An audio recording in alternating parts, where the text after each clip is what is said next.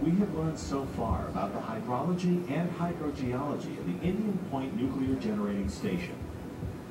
In September 2005, leakage of contaminated water from a crack in the Indian Point Unit 2 spent fuel was discovered during upgrade construction. Immediately after this discovery, Entergy began extensive efforts to determine the nature and source of the leak and resulting groundwater contamination. GZA has been performing a comprehensive hydrological and geological assessment. And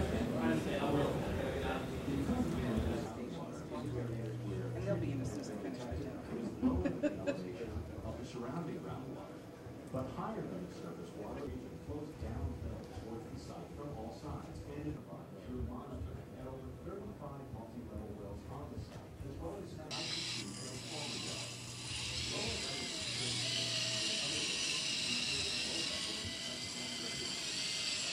the drinking levels are below drinking water as controlled by U.S.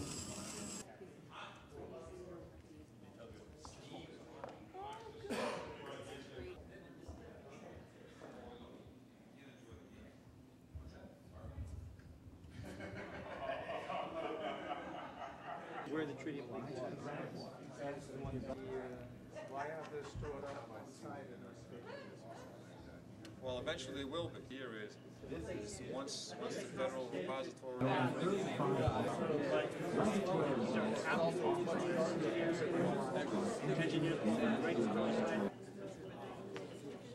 Oh no, what it is? Well, this cask here is a shielding cask.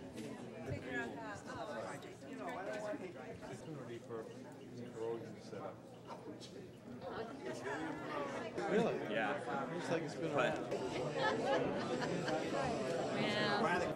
The results of the groundwater investigation reveals numerous environmental results of the imperfect release of nutrients into the groundwater. Potential Yeah. It's a pleasure to meet you as well. Yeah, thank you so much. There's a silica gel which they use for retardant. I'm going to click on it, and what's going to do is spin around to the Unit 1 fuel handling building. What just happened is the Unit 1 fuel handling roof just peeled away, and what we're seeing is the 70-foot elevation of the fuel handling building. System works.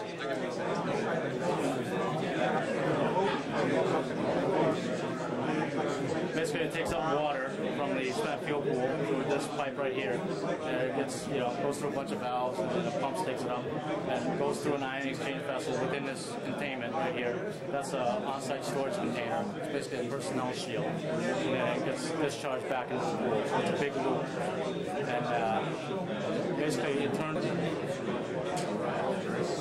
Scare-free crawler, and so we are similar to what they're putting down in the racks with, and I can drive that around for you a little bit.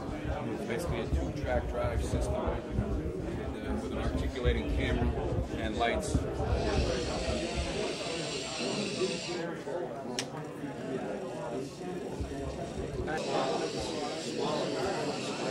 Over here we have a visual, very high quality, state-of-the-art camera. This is also a high radiation camera. We have been under the spent fuel pool rack, good for a million R cube or accumulated. And actually underneath the racks, we go underneath the racks, there's approximately 11 inches of room between the bottom of the racks and the floor of the spent fuel pool liner. And we actually get down in that area and inspect. Phase 2 is to actually perform some cleaning and some FMA retrievals. Deck, and then rotate that head so you can view down the line. And if you can't physically drive down the line, you can zoom down that line up to about 100 feet away.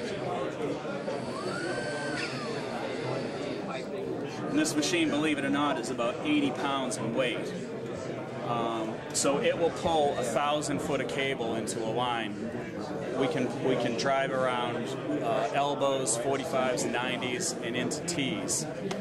And what we do is we record all the information onto DVD and VHS tape, It's got narration, and it's got computer overdub on the screen. These are the controls, forward and reverse. And stairs. Steerable. It will rotate within its own diameter of 360 degrees. There's tritium and the strontium atoms. The strontium atom is simulated by this green ball, which is covered in Velcro, and the tritium atom is simulated by this blue ball, which is not in Velcro. Then simulate a spill or release. You can see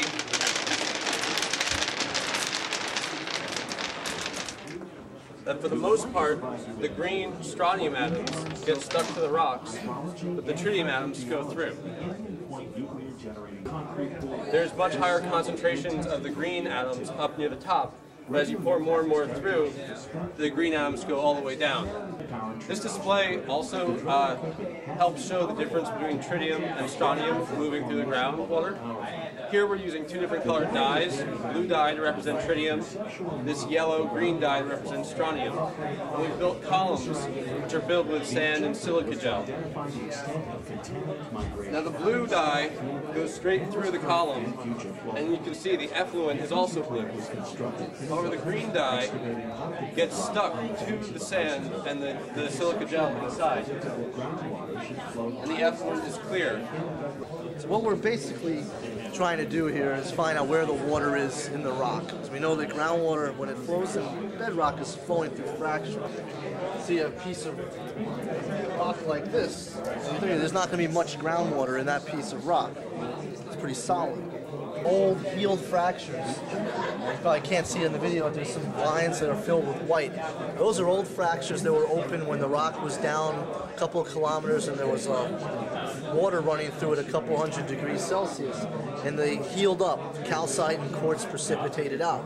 But if I take a hammer and hit it, it'll break along one of those healed fractures. What you're basically doing is you have your borehole. We send that tool down the middle of the borehole.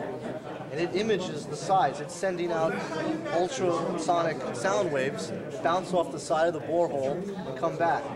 We then stretch that out, unwrap it, and we have a 360-degree image of the side of the borehole. The darker colors are representing areas of the borehole where we don't have rock. And so that's basically fractures.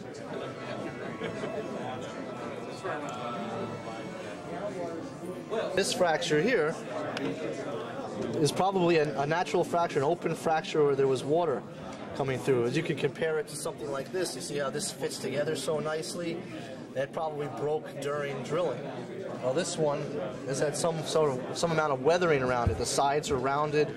If we take this out, you see there's a lot of silts and stuff precipitated on it. It's clearly weathered. And that's what we call a multi-purge manifold. So if I had 5 zones, and when the sampler comes up, he wants to purge all 5 zones at once. So I just open these valves, and water will come out all 5 zones. Now when I want to sample, I don't want to sample one at a time, so I get things mixed up. Close the other 4 off, sample one at a time. Okay. Your drive gas, compressed air or nitrogen, goes into the box, and then from the box goes into the top of the wellhead. Okay. So I regulate my drive pressure, how much pressure do I need to overcome gravity, and how long do I want that drive gas to be administered, how long do I want it to go on. So if my water level's at 50 feet, I need about 25 psi just to overcome gravity. All the wells on site are being monitored continuously at about once every 20 minutes, so 3 times an hour. We're recording the temperature and depth. This is the point at which it's monitoring, and this is a reader that's hooked up to it, and you can see the parameters it's measuring are temperature and depth. Okay, this is the process that we plan to use here in Indian Point for dry cast storage. We have essentially 3 major components to the dry cast storage system. We have the high storm, which ultimately goes out into the pad. We have the multi-purpose canister, which the fuel is actually put into. And then we have a transfer cask, which the multi-purpose canister goes into as a shielding device and is ultimately put into the fuel pool for loading. Once the multi-purpose canister and transfer cask are in the fuel pool, we load the fuel in the individual cells. There's 32 fuel cells to accommodate the fuel. The fuel is loaded and we lower, while still underwater, the cover on top of the multi-purpose canister. And once that's all intact, then this is actually lifted up out of the pool, placed down onto the fuel building floor. We drain down about a foot of water out of the system. We weld the top lid shut. We drain the rest of the water out. Then we actually dry it with a forced helium dehydration system, fill it with helium, then weld closed all the ports that we use for the filling process. Now that it's completely sealed. Then we'll actually go through a stack-up process inside the fuel storage building where we bring in this cask, which goes out to the pad, which is essentially this cask here in the drawing. This is actually lifted up and put on top in a stack-up configuration by our new crane that we're going to have. Then this trap door, so to speak, is opened. This is lowered into the high storm, which goes out to the pad. Everything is shielded at this point, so that the dose rates are very low. We take off these two components, and then we have a tugger that'll grab this cask that's sitting on a low-profile cart, take it outside the fuel storage building, at which point this cover is placed on top of the cask, and the crawler, which you see here, will come out, take the cask and lift it up and bring it out to the fuel storage pad.